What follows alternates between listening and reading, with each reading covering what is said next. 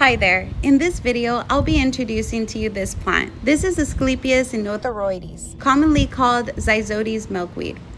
This is a native perennial found throughout parts of southern United States and Mexico, including Texas, which is of course where I am. This species is recognized for its pale green to cream-colored flowers, broad fuzzy leaves, and important ecological roles in supporting pollinators and other insects. If you look closely, this plant has thick stems with soft gray-green foliage and clusters of star-shaped flowers like the ones you see here in the center of the screen that are capable of producing nectar attractive to a variety of insects. And apparently, according to what you see on the screen, mollusks also. And like other milkweeds, this plant is also going to produce a milky latex sap that protects it against herbivores. And the uniquely structured flowers, they're going to contain pollen sacs called pollinia, which actually attach to insects as they move in between the blooms. Interesting, right?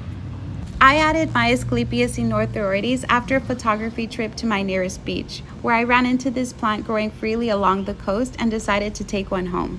And let me tell you, the first initial transplant is going to look like the plant is dying, but it's not. It has to die down in order for it to flourish. So the first initial transplant is going to require trust and patience, but there's no need to worry. This plant is incredibly resilient, and once it establishes, it's going to continue with these periods and patterns of dying back and coming back to life throughout the year.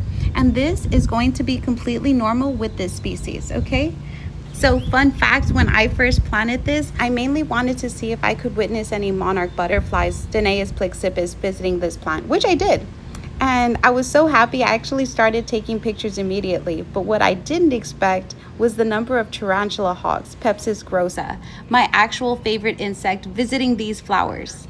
It's been amazing watching the flowers and seeing the different phases of insect activity the plant attracts, both when it has flowers and when it doesn't. So next time you're exploring your local habitats, take a moment to look down at the ground, and maybe, just like me, you'll run into your next native plant friend.